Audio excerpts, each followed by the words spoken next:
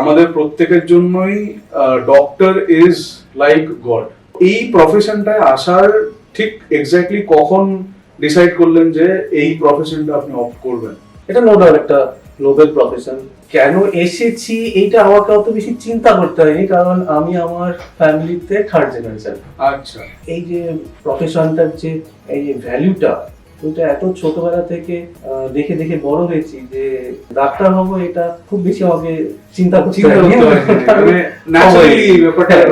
এটা আমাকে হতেই হবে, এটা একটা ছিল। যদিও আমি খুব পলি অ্যাম্বিশাস ছিলাম, যে আমি একদম ছোটবেলার কাহিনীতে বলতে গেলে আমার মা আমাকে বলে যে আমি এরকম ভাবে ভাবতাম যে আমি সকালে উঠবো, সকালে উঠে একটুখানি প্লেনটা চালিয়ে আসবো, তারপরে একটুখানি টিচিং করে নেবো, টিচিং করে নিয়ে তারপরে এই দুপুর নাগাদটা একটুখানি অপারেট করে সন্ধ্যাটাতে আবার একটুখানি ওই পেশেন্ট দেখে রাত্রিটাতে একটু মিউজিক করবো, তো যাই হোক, এটা তো আমার ছিল একটা।